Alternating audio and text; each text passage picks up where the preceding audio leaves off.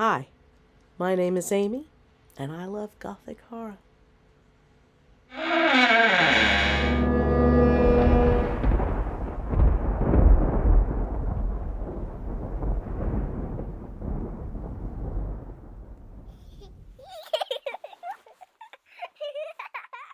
So, yeah, this video is going to be a little different this week for a few reasons.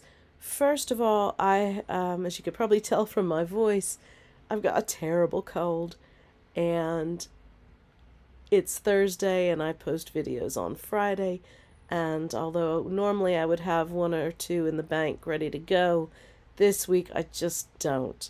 And that is largely because I've been traveling, which is also probably why I've got a cold. I literally just got back home yesterday from visiting family in Northern Virginia, and I did shoot a video while I was there, but well, hopefully it will come out next Friday. I ended up, for various reasons, because I was shooting it outdoors in a public place, having to do it in lots of little clips, and I just don't have the time, let alone the energy this week, because of my cold and because of just getting home yesterday evening, um, to edit all that together, because I think it's going to be a fairly complicated editing project. So I've just decided to do something different this week. I am reading some books, watching some films, because I'm always doing those things. But I'm very excited because an author whose work I reviewed early on in the history of this channel, um, and who I've been able to connect with a bit on Instagram, very, very kindly sent me a copy of her book, her new book, which has just come out this week. And she even autographed it for me, which is lovely. I am reading it. I'm really enjoying it, but I haven't been able to finish it yet. Just haven't had the time, to be honest, because I've had a lot going on while I've been away. So I'll be finishing that and doing a video on that very, very soon. Um, and but yeah, um, I thought today, even though I've got things I'm reading, film, and I thought about what I could talk about, sort of from a purely personal perspective, some of the, some more about films that I've loved and things like that. But I thought, actually, no, I want to talk about why I'm doing this, why I love all this stuff, um, why even here in which this is not my usual study, is it? This is my library, which again, it sounds like I live in a grand house and it's a terrace cottage. Um, it's actually pretty small, and these are meant to be bedrooms, but I don't know how well. This one you could fit a bed in, but not much else. My other room, my study where I normally shoot, I don't know how you'd get a bed in there, to be blunt.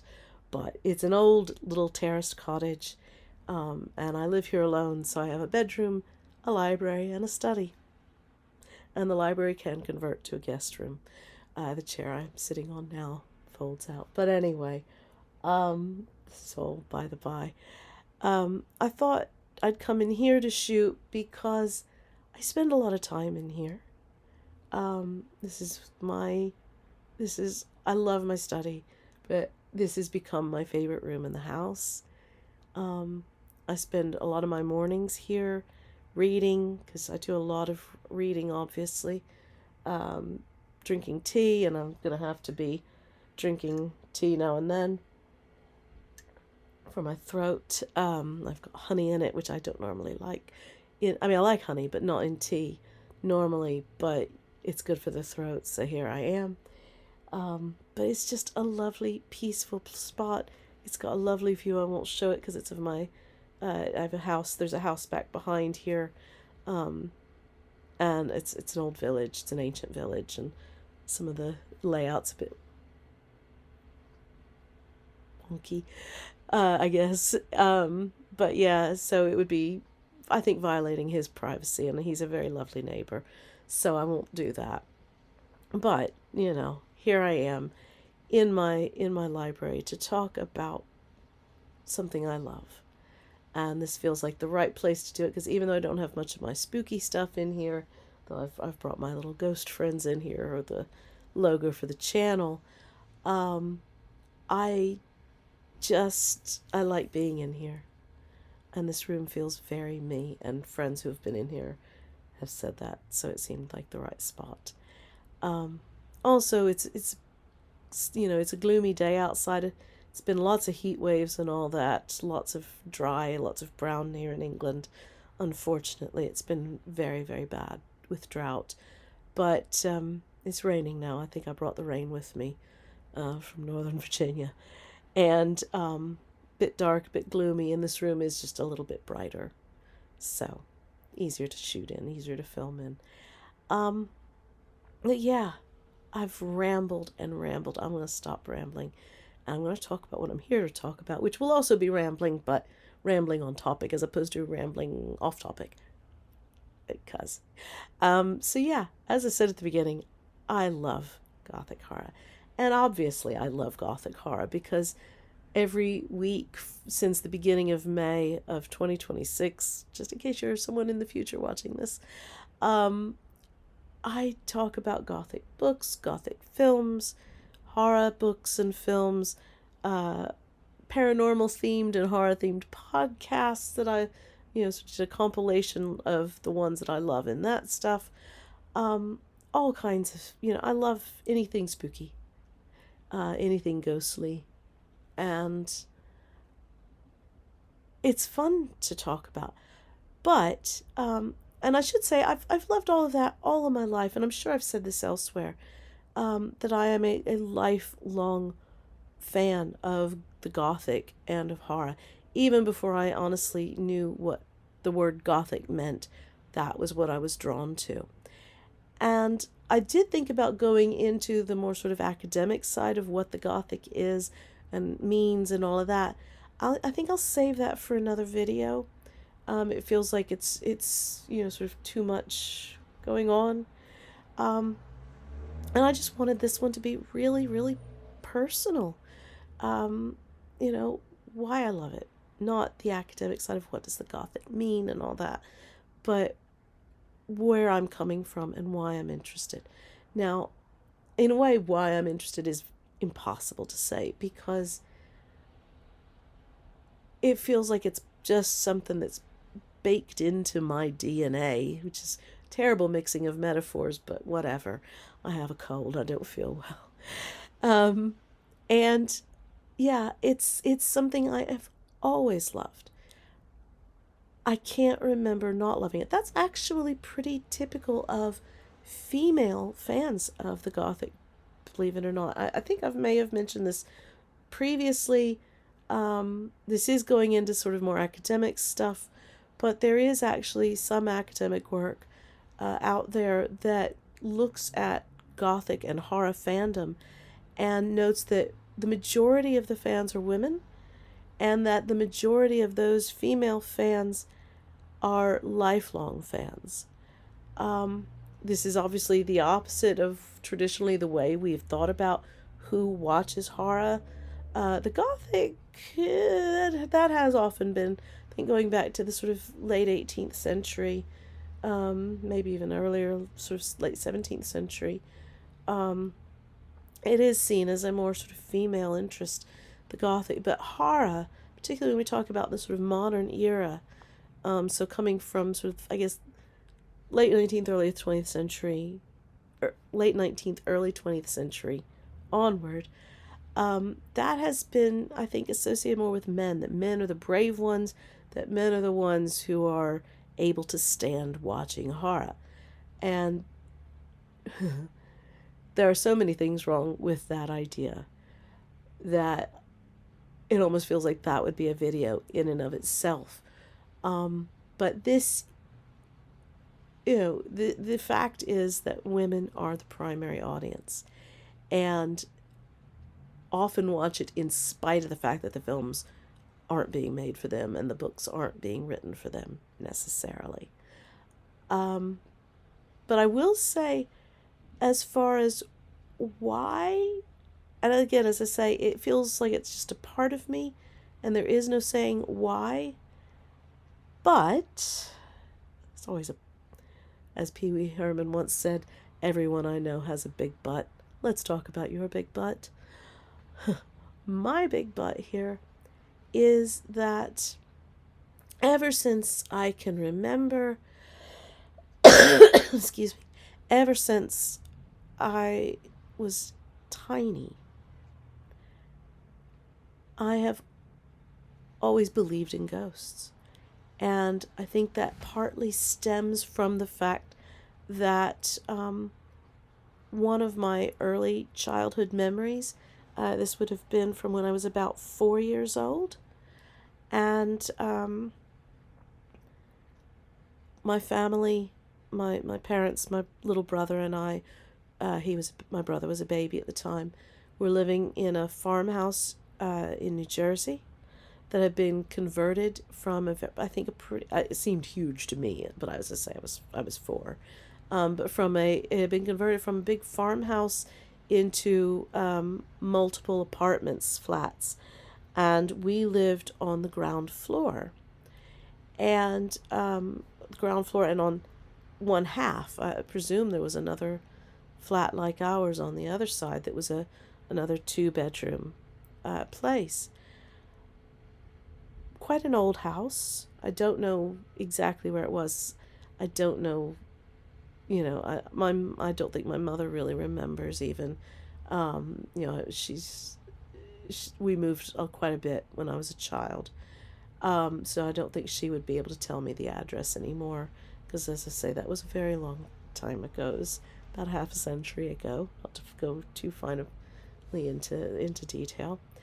And so I can't go, long story short, I can't go and research it. But I do know it was an old house.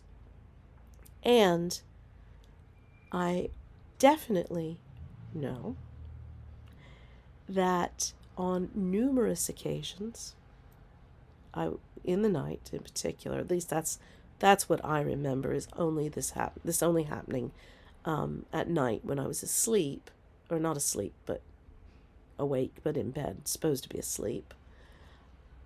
A ghost would come into the room. I've actually incorporated this as a memory for a character in the novel I'm working on presently.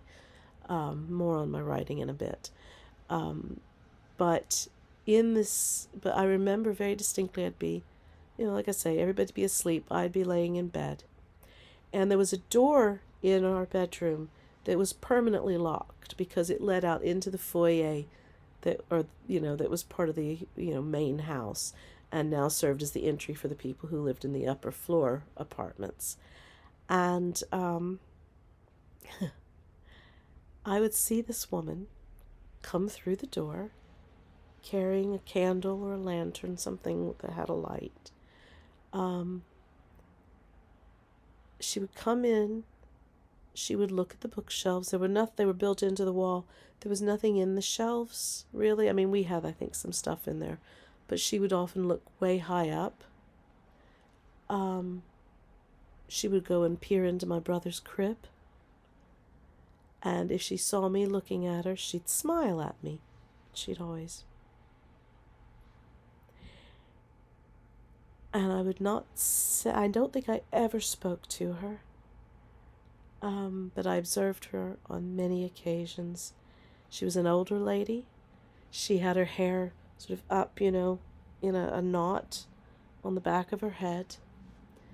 She had on, it was sort of like a rusty color, small print fabric.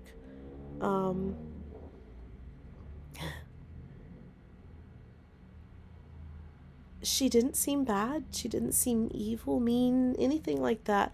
She didn't seem like she wanted to be scary. I think it was merely the fact that she was a ghost that would have made her scary to anyone, because I don't think that there was anything deliberately wrong with her. If that makes sense. Not deliberately wrong, but I think she would have been a perfectly good person. But she was a ghost in the house. She was aware, I think. She seems aware, as I recall it, that she was a ghost. she could see me and she could tell I could see her from the way, I guess, that I was looking directly at her. But she didn't want to make any noise. It was like she didn't want anyone to know she was there. And I know she was a ghost because of the way she slipped through the door. In through it, back out through it.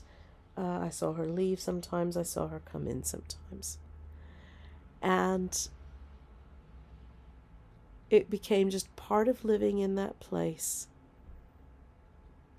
And I don't honestly think we lived there that long. Maybe a year. If that. It may have only been about 6 months. But that memory is one of the most vivid of my childhood.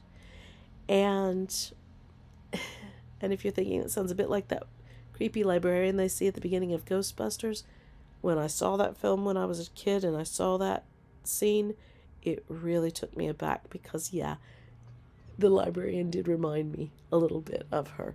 It really genuinely startled me. Yeah, Dan Aykroyd, if you ever hear this, because he was very involved in wanting to do that film because he's a member of the, don't know if it's the American or Canadian branch of the Society for Psychical Research. And he wanted to make a film about ghosts that wasn't like super duper scary. But yeah, Dan Aykroyd, if you're watching, which I don't think he is, but you really got me with that moment because it was like you had seen her too. Maybe he did, who knows. Maybe there's a lot of little old ladies who are out there walking around through old houses carrying candles. Who knows? But yeah, as I say, I was 4. And I feel like I probably would have seen things earlier than that. But that's the earliest I remember. And that I knew this was strange, that I knew this was weird. But I wasn't scared. I guess it was more like I was cautious, if that makes sense. So, yeah, now it's not the only time I've experienced ghosts. I've experienced haunted things, heard things, smelled a ghost once, at least once, and didn't know I was until later when I found out about a legend of this. It's a very famous place in Washington, D.C., where apparently people will, it's called the Willard Hotel, and sometimes in the lobby people will smell cigar smoke, and this is, it's renovated, there's no smoking in the lobby. It was renovated many, many decades ago now. It's probably had another renovation since I was there, after it had been fairly recently renovated. This was in the early 90s. And it was several years after, I was sitting in there and could smell cigar smoke. Couldn't figure out why. And another lady who was sitting in there also smelled it, and she couldn't see anyone smoking it either. And we just thought, well, we said, maybe somebody, had cigar smoke on their clothes. Who knows? Came in from outside. And that's possible, although I don't think so. None of the windows were open. But many years later, found out on television that the ghost of Ulysses S. Grant is apparently known to manifest in that lobby. He used to hang out there in the evenings, apparently. And his ghost is said to manifest through cigar smoke. I also worked at a place in Nashville, Belmead Plantation. I was a tour guide there for, I don't remember now, 7 or 8 months, I guess. Really enjoyed working there, and really definitely experienced a couple of ghosts there. One of which I experienced with someone else who was working there at the time. We were alone, definitely alone, in the house, and we heard a loud thump, a man's voice yell, "Ha!" We got out of there. We were the last ones there because we'd had school groups there that day. So we know no one was in the house. She set the alarm and we waited outside for a good few minutes, this alarm would have sounded, if anything, up, I think it was above 6 inches off the floor. It's because that way it wouldn't pick up if any mice were running around. If anything moved, it would have gone off. It never went off. So yeah, and that's just a couple of moments where I've experienced ghosts. But I've lived in two haunted houses. The one with the old lady that I mentioned earlier, and another one. I guess it's been about 23 years ago that I moved into that house, or into this other house, which was in Coleraine in Northern Ireland, and yeah, that's a whole story. But anyway, um, too long didn't read. I believe in ghosts. I've experienced them. How much this is what feeds my love of Gothic, I don't know. It probably does. It probably does have some impact, because if you're experiencing something and then there's this whole body of literature and cinema that is about that experience, um, you are drawn to it. I think quite naturally you are drawn to it. Um, Especially when you first discover that this stuff is out there when you're a kid. The films and the literature, I mean, and the stories and all of that. And of course, it's a very human experience. Um, Now,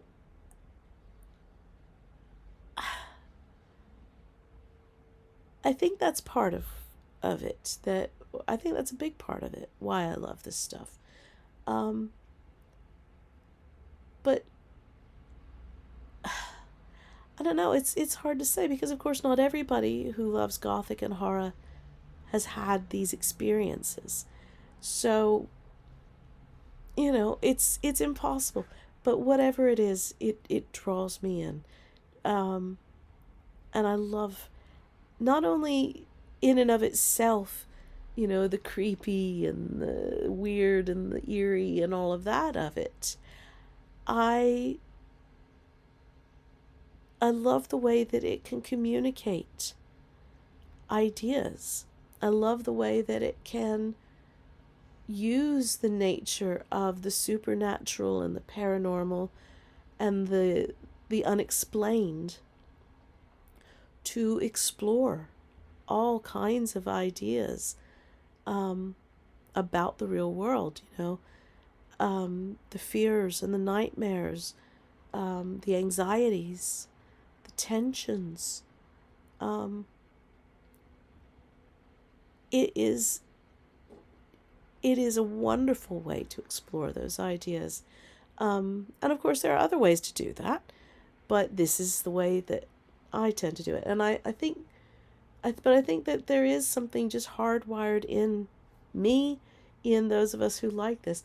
To give an example of this, I was watching, I don't know, it was a few months ago, maybe about a year ago, one of these sort of, masterclass type things. It wasn't masterclass. It was one that the BBC does, and it's just the name of it's gone out of my head.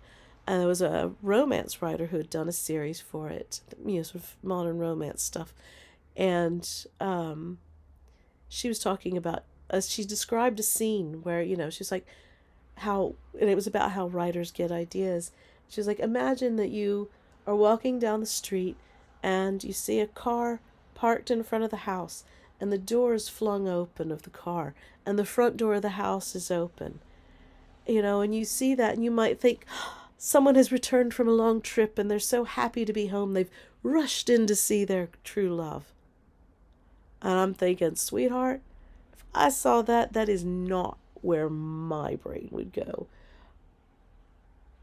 There would be something scary happening, something terrible. I'm sure a crime writer is imagining a murder.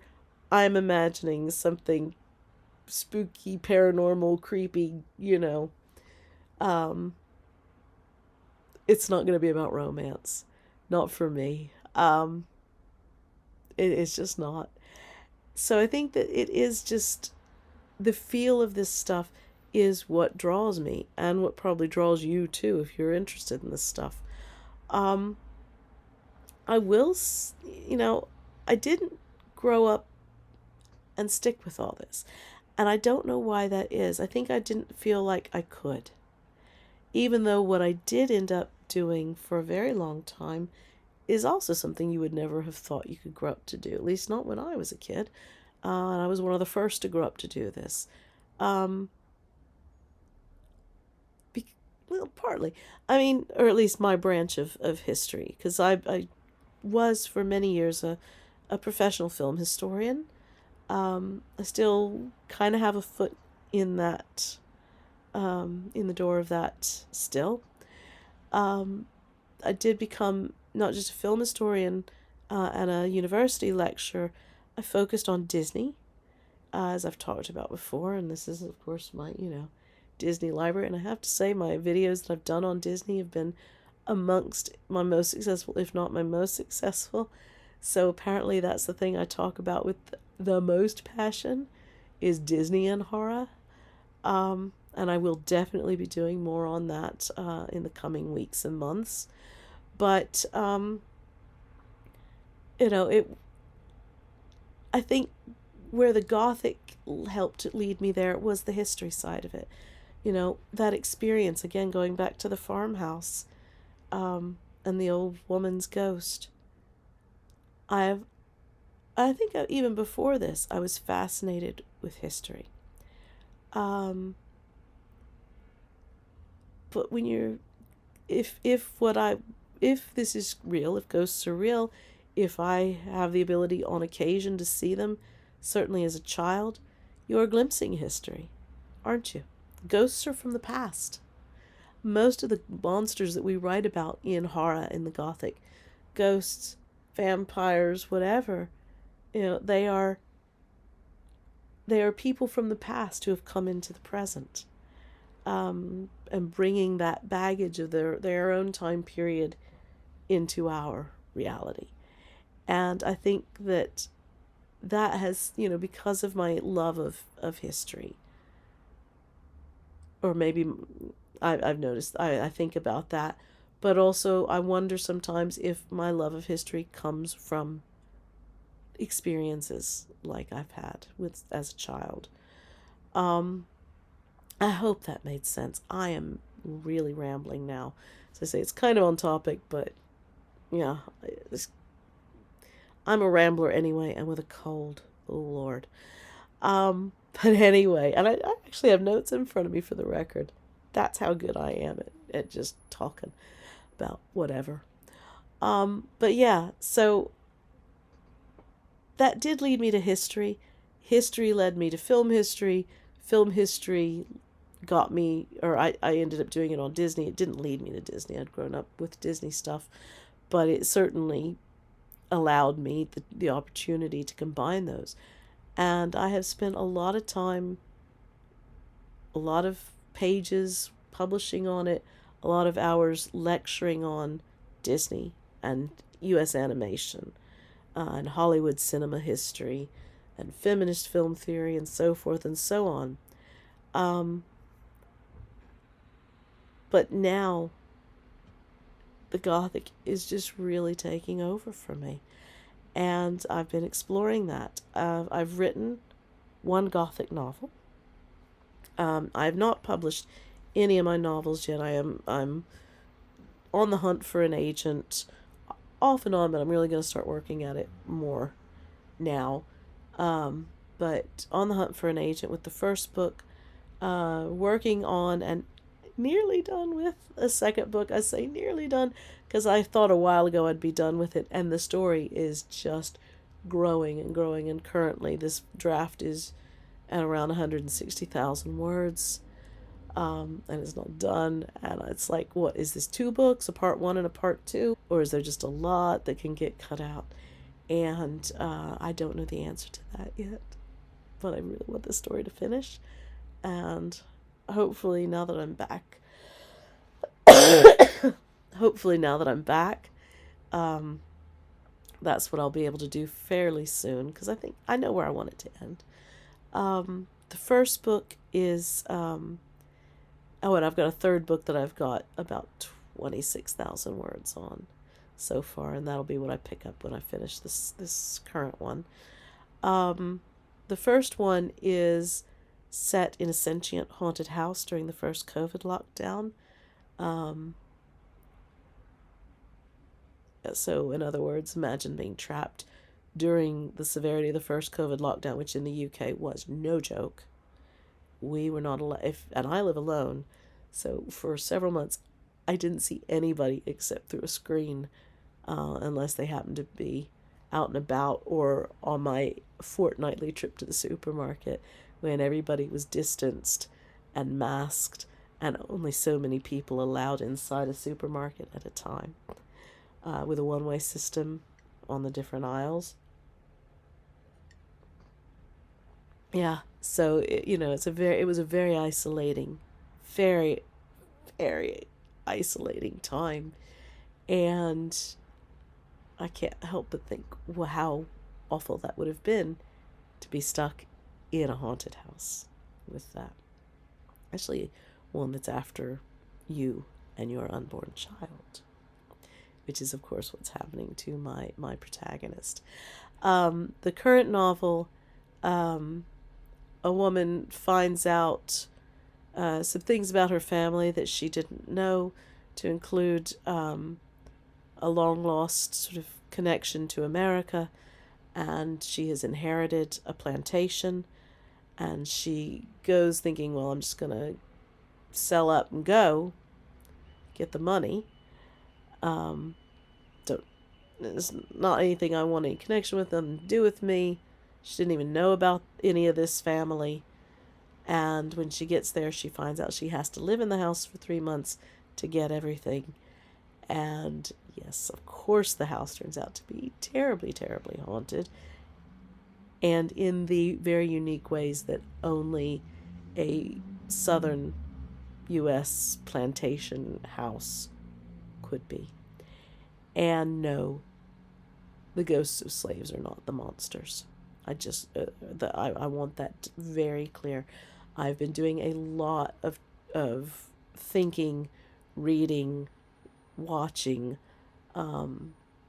There's a tiny, I think, but fascinating sort of body of work out there on the Southern Gothic horror, and in particular the plantation horror,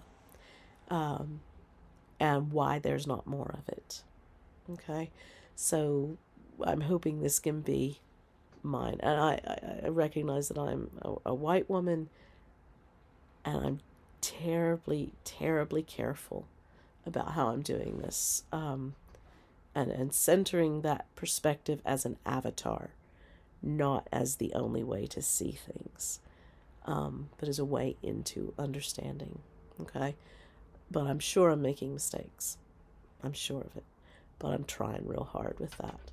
And plus, it's just been amazing to write. I'm so enjoying it, even though I'm very definitely ready to be done with it, because it just keeps going and going and going. But and then the one that is the shortest so far, that's I'll go to for my third novel. It's about a woman who, at the start of it, she wakes up and realizes that she's been reincarnated. She doesn't remember dying. She wakes up and she sees her brother, and she thinks, and he's crying, and she thinks, oh gosh, something happened. And then she realizes he's crying because she's his brand new just born daughter. And these are tears of joy. And she is named after herself. And she finds out she has died and been reincarnated into what would have been her niece had she lived. And just as she's getting her head around the idea that, yes, reincarnation is really a thing, she spots a demon in the family's house. Not a high level one, the lowest level, but it's got something going on that's made it able to kind of have a little bit of consciousness, and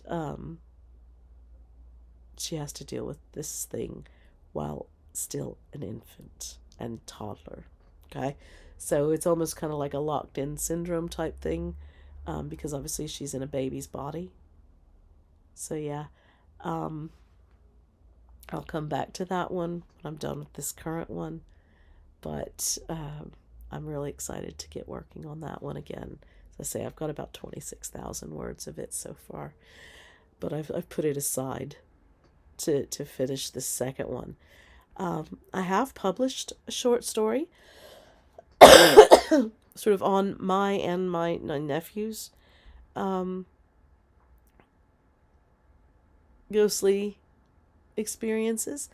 It's in the inaugural issue of a literary journal called Twisted Ink, an online publication. So if you're interested, you can go and have a look for it. Twisted Ink, INK. And it has because there are lots of tattoo parlors with that name, as it turns out. I'll try and remember. I'll put a link to the story. I wasn't 100% happy with some of the edits that were made to it, I will admit. Nothing against them. They thought they were doing the right thing, and maybe they're right, maybe I'm wrong. Don't know. But I am largely happy with the story as it turned out. And I've also, this is not published, I've not published this anywhere, though I may at some point look into that as some kind of a flash thing. I participated last year in the NYC Midnight Scary Story Challenge, the 2025 round. And the first round, the story I wrote was good enough to get me into the second round. I didn't make it past the second round, but I'm signed up for NYC Midnight Scary Story Challenge of 2026, so we'll see. And I do write some short stories, but I'm more of a marathoner than a sprinter, I think. So yeah, that's where my brain goes. I've tried to write non-horror, and it turns into horror each and every time. And I'm constantly getting ideas. Constantly. So, as far as the kinds of Gothic I like it all. Well, I like it. I like all that paranormal. I like all that paranormal, atmospheric, a good strong dash of psychological stuff. I don't care for body horror. I don't like gore. If they're absolutely necessary for the plot, fine. Honestly, it kind of depends on the body horror. I recently did a video where I reviewed Her Wicked Roots, and that talked about that there were aspects of body horror with that, and that didn't bother me. But as a general rule, that's just not a thing I go for. I mean, if you do, great. It's not a judgment thing. I just don't. It's just not my thing. I want ghosts. I want haunted homes, any age, any size. It's great. Do I like every story about a haunted house I've read? No. Some of them are boring. Some of them are just shockingly derivative.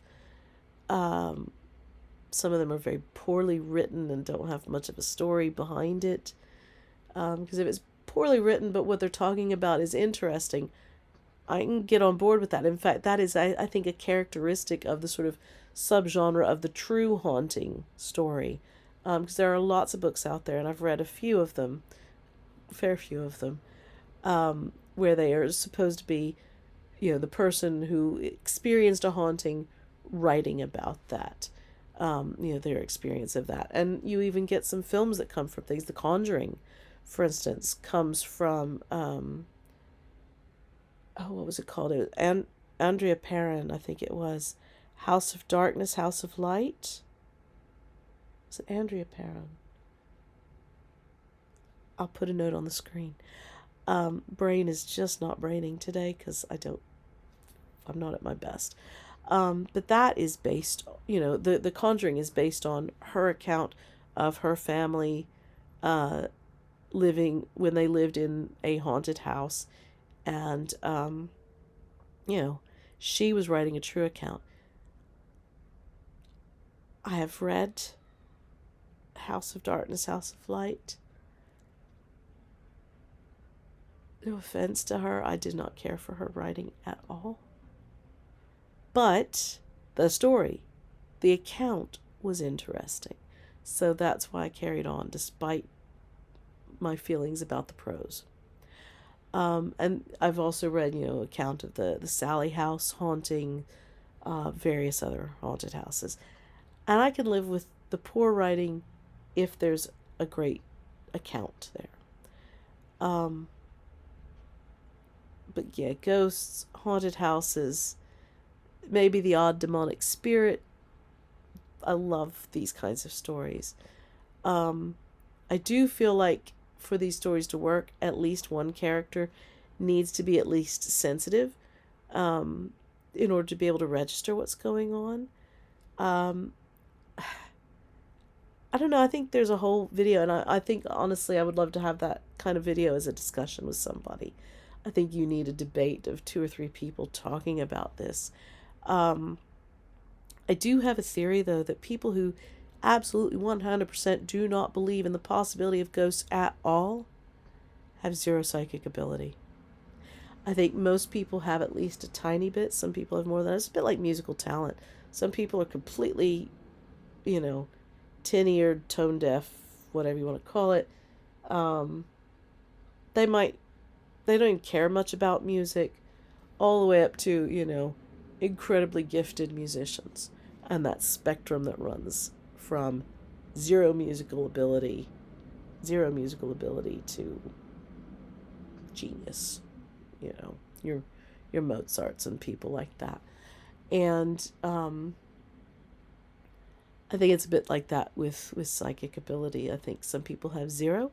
Some people are just incredible. And most people fall somewhere in between. So I think, yeah, if you don't believe in ghosts at all, you probably have zero psychic ability. If you think there's a possibility, you're starting to get onto the spectrum a little. I think I'm probably somewhere in the middle, spectrum-wise. Maybe a bit more. I don't know. Nobody's really looked at this much, have they?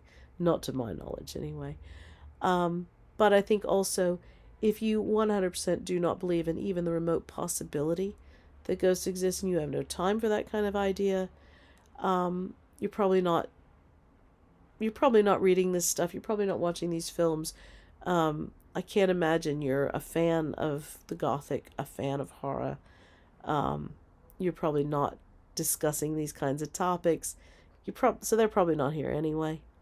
So, those of us who do, let's enjoy nerding out together. That's what I say. But again, and I've talked about this, I think, in just about every video. I got a super high tolerance level when it comes to the scary and the creepy. So I think because I am almost never scared by a scary story, I'm constantly chasing the scare. I'm constantly chasing those sensations because I love that feeling. And, that safe, creepy scare. So when it's hard to come by, I just keep trying and trying. And I think it's even in my own writing, because I've read sections of my work in progress to a few friends, not a huge number of people, but, a handful. And I'd be reading something to one of them and they, ooh, you thought that was scary? And like, yeah. Oh, okay. I had no idea. And I've also, because I've done a couple of weekends with Spring Haunts York, which is a sort of horror writing workshop series that happens. It's happened once a year, every spring. It's the name Spring Haunts in the city of York, here in Yorkshire in England. And I know the first time I did it, I sort of read a passage that I just was like, I don't know how scary this is, but I'll just write about it. Based it a lot on sort of my own way of seeing the world, and the professional who was not the head of the workshop, not the organizer of it, Alex Davis, no relation, but I can't remember who he was, but he was an invited speaker at the weekend. He was like, yeah, so this is someone who's obviously, this is a creepy, scary thing, and blah blah blah. And it's like, oh, okay. So I don't have a great sense of what is scary to other people because it's so hard to scare me. But saying that, I'm still fascinated with why this stuff is interesting, why people enjoy horror, particularly like me, who really struggle to find something scary enough. Maybe it's the illusory, is that the word? Illusory nature of being scared for me. This kind of scare, this kind of creepy. It's hard for me to get hold of it, so I keep going for it. I'm constantly left wanting more.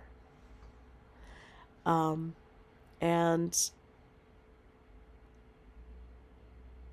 it's led me to really want to talk about this, to write about it, to read about it. And that it does include reading about, reading academic works that focus on this idea of what makes something horror, why are people interested in this. And there is a small body of scholarly work on the weird, the Gothic, the eerie. In fact, there's one book called The Weird and the Eerie. But, books that, there's the paradox of horror and so forth, where it's about why do people like this stuff? It makes no sense. Why would you want to be scared? It makes no sense. And yet, this is as old as humanity. This idea of telling each other scary, creepy stories. This wanting to hear scary, creepy stories. Loving the feel. I've told scary stories to people. Personal experiences of haunted places. Fiction that I've written. And the joy of seeing them get creeped out is just, it's beautiful. And I don't know why, because I'm not a cruel person. I don't want people to be upset or scared or, anything like that ordinarily. But boy, if I know that I've managed to creep them out with a story of mine, I'm just thrilled. And that sounds vindictive, and I'm not. It is not. I can hold a grudge with the best of them, but I'm not a vindictive person. So it's like, well, then why? Why do I want to scare people? And the answer is I don't know. And I don't know why anyone else does, but there are clearly people out there who do. And they write horror or they make horror films. And my experience, and I've seen other horror, or I've heard other horror writers and so forth talk about this, particularly the writers. I don't know so much about the filmmakers, but the writers certainly are generally pretty chill, lovely people, because everything that scares us, we put on the page. We exorcise our demons, ha ha ha, and we're fine. We're pretty well balanced people, who just love all that macabre stuff. So it is very, very peculiar. And I think because of that, that's why this channel is such a mixed bag of stuff.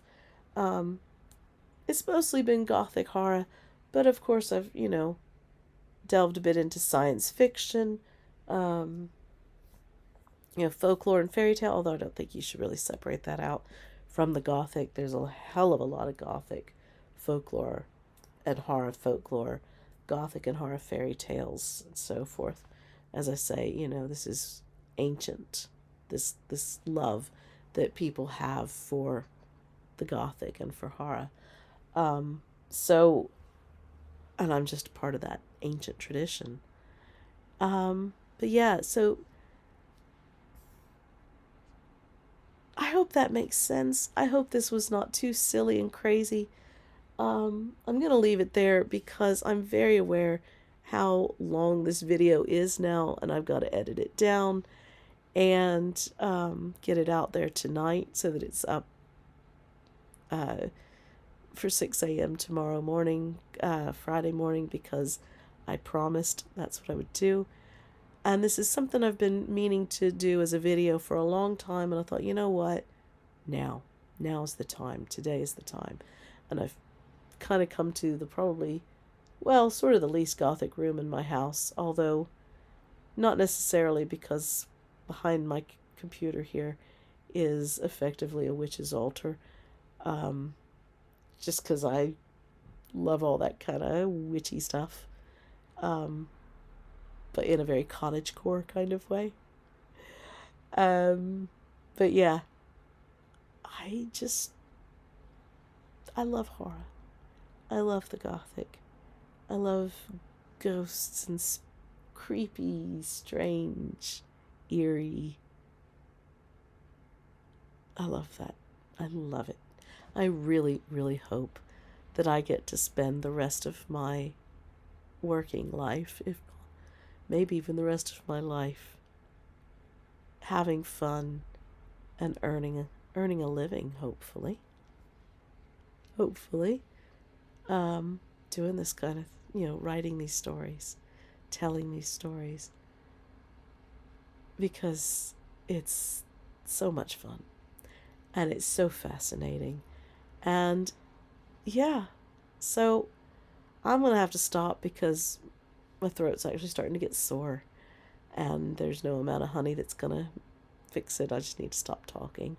So I'll leave it at that. I will see you next week for what I hope will be a very fun video, on location video. I know I was in the garden a week or two ago, but this will be even more on location than that. And until then, I hope you enjoyed this. Good night. Sleep tight. Don't let the nightmares bite. Bye.